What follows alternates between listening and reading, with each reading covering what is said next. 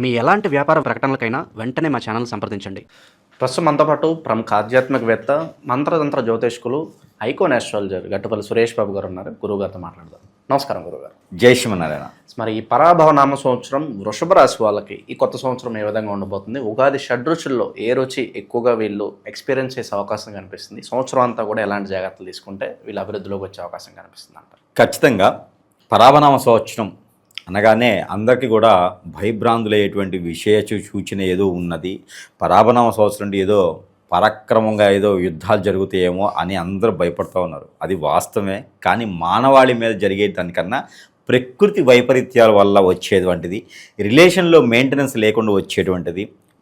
ఇప్పుడు ఒకటైతే ఉంటుందండి పరాభనామ సంవత్సరంలో, ఏమిటంటే అబ్బాయిని పెళ్లి చేసుకునేది, అమ్మాయినే పెళ్లి చేసుకునేది. ఈ యొక్క కొత్త రకమైనటువంటి రిలేషన్షిప్ ఇది ఏమని పిలవాలో కూడా అర్థం కానటువంటి పరిస్థితి అనమాట. ఇలాంటివన్నీ మనం చూడాల్సి వస్తానైతే అనుకోలేదు, కానీ అది కూడా చూస్తున్నాం అనమాట.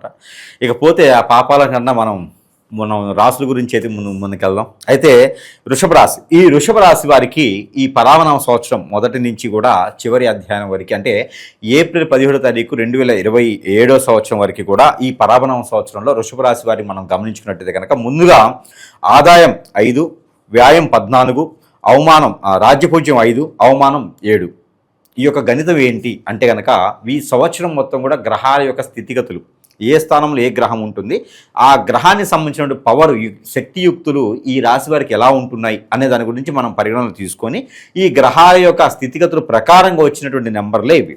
అంతే కనుక వ్యక్తిగత జాతకం అయితే కాదు.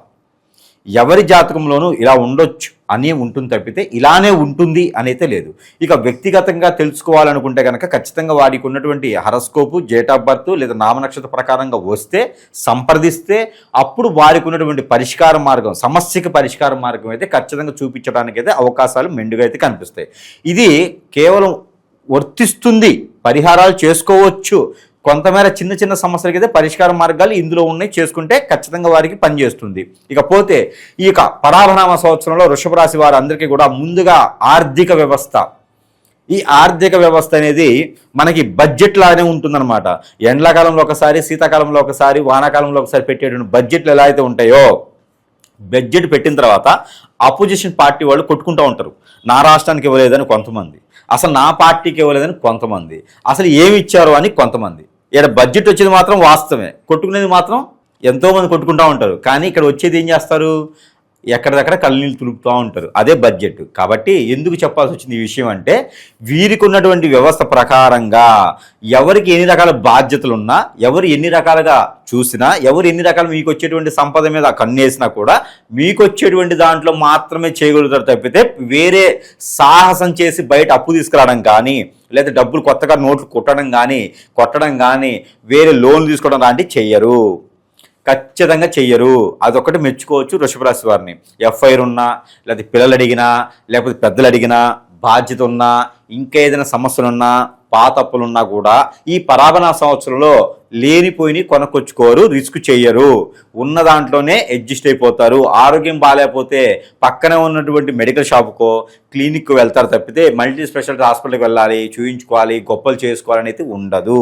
కాబట్టి దానికైతే మెచ్చుకోవచ్చు. ఏది వృషభ రాశి వారికి చేతిలో కత్తిరలు ఉంటాయి. ఎందుకంటే ఎంత డబ్బు ఉన్నా సరిపోదు, వీళ్ళ దగ్గర ఖర్చు పెడుతూనే ఉంటారు. దాచిపెట్టి ఒకేసారి బ్లాస్ట్ చేస్తారనమాట. అలాంటిది ఈ సంవత్సరం అయితే ఉండదు. దాంట్లో ఒకటైతే మెచ్చుకోవచ్చు, అది వీరికి ఒక మార్క్ వేయచ్చు. భార్య భర్తలు అంటే పెళ్ళై ఉన్న వారికి వృషభ రాశి వారు ఎవరైనా ఉన్నారు అంటే బాధ్యత రహితంగా కాకుండా బాధ్యతగా ఉంటారు. భార్య అయినా భర్త అయినా సరే ఇంతకుముందు పెట్టినటువంటి ఖర్చులు, వ్యతిరేకమైనటువంటి ఖర్చులు, ఫ్రెండ్షిప్ భాగంగా పెట్టిన ఖర్చులు, అక్కడెక్కడ తిరిగినటువంటి ఖర్చులు, ఇవన్నీ కూడా ఈ సంవత్సరం ఉండవు. బాధ్యతగా ఉంటారు. ఇలా ఉండాలి, ఇలా ఉంటేనే పొరుగు వస్తుంది, ప్రఖ్యాత వస్తుంది, హోదా వస్తుంది అని చెప్పి అనుకొని ఒక బాధ్యతగా ఉండేటువంటి వ్యవస్థని వీరు నడిపించేటువంటి భాగంలో ఉంటారు. కాబట్టి ఇది కూడా ఒకందుకు మంచిది. ఇకపోతే కొత్తగా పెళ్లి చేసుకోవాలనుకున్న వారైతే కనుక అక్టోబర్ తర్వాత చేసుకోవచ్చు. ఇది 2026 సంవత్సరం అక్టోబర్ తర్వాత పెళ్లి చేసుకోవచ్చు. అక్టోబర్ తర్వాత 2027 సంవత్సరం ఏప్రిల్ 17వ తారీఖు లోపు వీరు పెళ్లి చేసుకోవడానికి అయితే మంచి సానుకూల వాతావరణం, గురుబలం కూడా వీరికి బాగానే ఉంటుంది. రాశి ప్రకారంగా అయితే, వ్యక్తిగతంగా కాదు, రాశి ప్రకారంగా అయితే గురుబలం బాగుంది.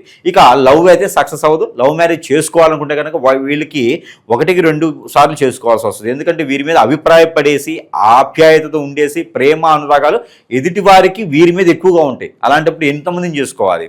కరెక్ట్ కాదు. కాబట్టి అరేంజ్ మ్యారేజ్ చేసుకోవడం మంచిది. అది కూడా ఈ వృషభ రాశి కాబట్టి 25 సంవత్సరాలు దాటితేనే మ్యారేజ్ చేసుకోవాలి, లేకపోతే ముందుగా అయితే వద్దు.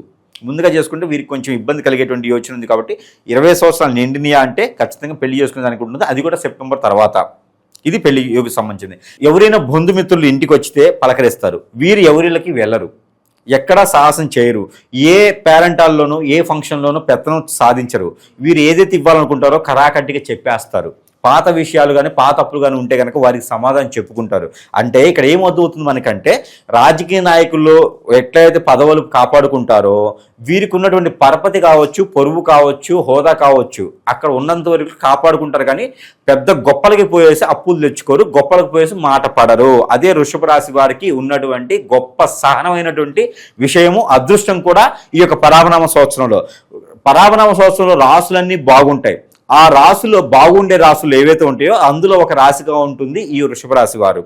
కాబట్టి ఈ వృషభ రాశి వారికి పరాభనామ సంవత్సరం మొత్తం కూడా బాగానే ఉంటుందని చెప్పవచ్చు. కాకపోతే ఈ జాబు విషయంలో ఐటీ జాబులు కావచ్చు, వేరే ఇంకేదన్నా రంగాల్లో చేసేటువంటి జాబులు కావచ్చు, వెసులుబాటు అయ్యేలాగా వీరు ప్రయత్నం చేసుకుంటారు. మాట్లాడి ఒప్పించేటువంటి ప్రయత్నంలో వీరే మెక్కువగా ఉంటారు. కాబట్టి అలాంటివి కూడా వీరికి సానుకూలంగానే ఉంటాయి.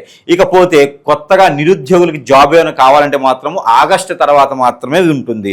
ఇక చిన్న చిన్న ప్రయత్నాలు చేసి వారికి డబ్బులు ఇచ్చి చెడిపోయేదానికన్నా కూడా ఆగస్టు వరకు ఆగితే కనుక మంచి జాబు వీరి చేతికి అంది వచ్చేలా కనిపిస్తుంది. స్నేహితులు కావచ్చు, సేవిలర్సులు కావచ్చు, బంధుమిత్రులు కావచ్చు, వీరికి మంచి అవగాహన కలిగించేటువంటి జాబులు కావచ్చు, మంచి అవకాశాన్ని ఇచ్చేటువంటి జాబులు కావచ్చు, వీరికి కల్పించేటువంటి కూడా కనిపిస్తుంది. 10 మందిలోనూ పేరు, గొప్పతనం అన్నీ కూడా వీరికి సమకూరుతాయి. కాబట్టి వృషభ రాశి వారు ఒకరు ఉన్నారు అని గుర్తించేటువంటి స్థాయికి అయితే ఈ పరాభనామ సంవత్సరంలో రావడం అనేది మామూలు విషయం కాదు. గత 6 సంవత్సరాలుగా ప్రయత్నాలు ఇవన్నీ ఈ రోజు కాదు. మేలురాయి 6 సంవత్సరాలుగా వేసినటువంటి మేలురాయి ఈ రోజు వీరికి పనిచేస్తుందని చెప్పొచ్చు. ఎప్పుడో పూర్వకాలంలో వాళ్ళ తాతగారో నాన్నగారో వారి తరంలోనో ఎప్పుడో ఎక్కడో షేర్స్లో పెట్టుబడి పెట్టడమో, లేకపోతే ల్యాండ్స్ ఎక్కడో తక్కువ రేటు కోసం కొనడమో చేస్తే పరాభనామ సంవత్సరాలు అవి మర్చిపోయి ఉంటారు. వీరు అసలు గుర్తుండదు.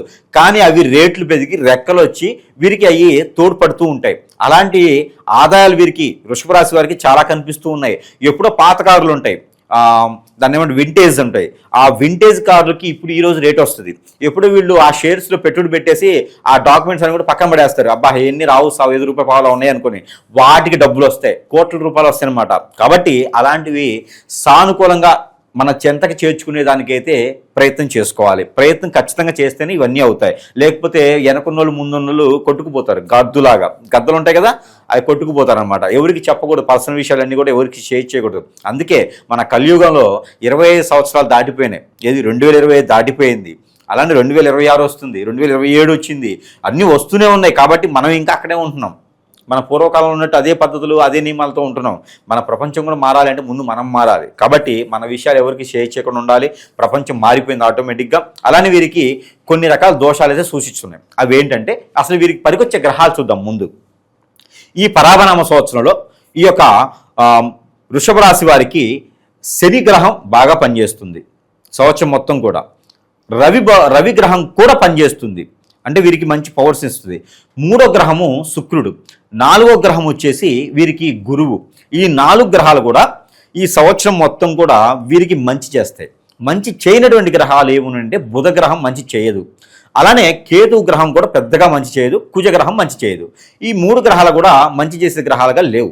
ఇక వారికి దశాంత దశలో కనుక రవి కానీ గురువు కానీ రాహు దశ కానీ వస్తే ఇంక వారికి పట్టిందల బంగారమే, ఎవ్వరు ఆపలేడు. ఇక వారికి రేసింగ్ కార్లు వెళ్ళిపోయినట్టు ఇక ఎవరు ఆపేది లేదు. 1000 స్పీడ్ పెట్టుకుని వెళ్ళిపోవచ్చు వీరు. కాబట్టి వీరు చాలా జాగ్రత్తగా, మెలకువగా, మక్కువగా, ఎవరిని నొప్పించకుండా, ఒక మాట మాట్లాడకుండా, వీరిని ఎవ్వరు కూడా వీరి దృష్టి వేరేలా లేకుండా చేసుకున్నట్టయితే అదృష్టము అన్ని రకాల కూడా వీరికెళ్ళే ఉంటుంది. గ్రహాల యొక్క స్థితిగతులు కూడా చాలా బాగుంటాయి వీరికెళ్ళి. ఇక గ్రహాలకి కొన్ని రకాల నియమాల ప్రకారంగా కొన్ని రకాల దానాలు చేసుకున్నట్టయితే గ్రహాలు కూడా మంచి శుభదృష్టితో ఉంటాయి వీరికిను. ఇకపోతే ఈ యొక్క భార్యాభర్తల మధ్య గొడవ కావచ్చు, కొత్తగా పెళ్లి చేసుకోవడం కావచ్చు, భార్యాభర్తల గొడవ అయితే మాత్రం కొంతవరకు కొనసాగుతూనే ఉంటుంది. ఎందుకంటే గురుబలం కొంచెం తక్కువగా చూపిస్తుంది కాబట్టి భార్యాభర్తల మధ్య గొడవ ఆగస్టు సెప్టెంబర్ వరకు కూడా కొనసాగుతూ ఉంటుంది. ఇంకా ఇన్ని రకాల బాగున్నాయి. ఇక వీరికి పరిహార మార్గాలు సంవత్సరం మొత్తంలో చేసుకుంటే ఇంకా బాగుంటుంది కదా. ఇక వృషభ రాశి వారికి పరిహారాల నిమిత్తంగా మనం చూసుకున్నట్లయితే కనుక కొన్ని రకాలుగా వీరికి గ్రహశాంతులు ఉన్నాయి కాబట్టి శాంతి పూజలు చేయించుకోవాలి. గ్రహాల చుట్టూ తిరుగుతూ నువ్వులు నవధాన్యాలు అక్కడ అభిషేకం చేసుకోవాలి. ఇవైతే ఖచ్చితంగా చేయాలి. ఆవుకి గోధుమ రొట్టెలు తినిపించాలి. అదే మనం ఎంతైతే హైట్ ఉంటామో, వెయిట్ ఉంటామో, 50 కిలోలు, 60 కిలోలు, 75 కిలోలు ఎంతైతే వెయిట్ ఉంటామో దానికి తగ్గట్టుగా దశభాగం, ఈ దశమ భాగం దోసకాయలు, ఈ దోసకాయలు తీసుకొని, ఇప్పుడు 60 కిలోలు అంటే 6 కిలోలు దోసకాయలు తీసుకొని అవన్నీ కూడా మనకి గోశాలలు ఉంటాయి, ఆవులు ఉంటాయి, అక్కడ కనుక మీరు ఇవి దానం చేసినట్టయితే మీకున్నటువంటి గ్రహరీత్యా దోషాలే కాకుండా ప్రకృతి నుంచి వచ్చే దోషాలు కూడా కొంతమేర వీరికి పటాపంచలేదానికి అవకాశం ఉన్నది. ఇక వీరు విడిగా తీసుకోవాల్సినటువంటి పరిహారం ఏమిటంటే కనుక వీరికి కర్పూరం బిళ్ళలు ఉంటాయి. కర్పూరం బిళ్ళలు ఒక 5 తీసుకొని లేదా 7 తీసుకొని వీరే తల చుట్టూ 7 టైమ్స్ దిష్టి తీసుకొని ఆ బిళ్ళలు మనం ముందు వేసి కాల్చుకోవాలి. ఇది వారంలో ఒకసారి ఏం చేయాలి. ఈ యొక్క పరిహారమే కాకుండా వీరికి కలిసి వచ్చేటువంటి కలర్ రెడ్, టమాటో, ఆరెంజ్, ఈ 3 కలర్స్ వీరికి అద్భుతంగా ఉంటాయి. ఇక వీరికి కలిసి వచ్చేటువంటి వారం శుక్రవారం, గురువారం 2 అద్భుతంగా ఉంటాయి. ఇక వీరికి నెంబర్ వచ్చేసి 2, 6 2 కూడా వీరికి అద్భుతంగా ఉంటాయి. ఇక ఇలాంటి ప్రయత్నాలు చేసుకొని ముందుకు వెళ్ళాలనే ఆలోచనతో, ఎవరిని నమ్ముకున్న తత్వంతో ఈ పరాక్రమ సంవత్సరం మొత్తం కూడా అందరూ బాగుండేదానికి, అందులోనూ ఈ యొక్క వృషభ రాశి వారు కూడా ఉండేదానికి తోడ్పడాలి. అదృష్టం ఉండాలి. ఆ పైగా ముందుకు వెళ్తే కనుక అన్ని రకాలుగా బాగుండేదానికి ఉంటుంది. కాబట్టి ప్రయత్నం చేసి చూడొచ్చు. ఓవరాల్గా ఈ నూతన సంవత్సరం ఈ రాశి వాళ్ళకి ఏ విధంగా ఉంటుందో మంచి విశ్లేషణ అందించారు. ధన్యవాదాలు సార్.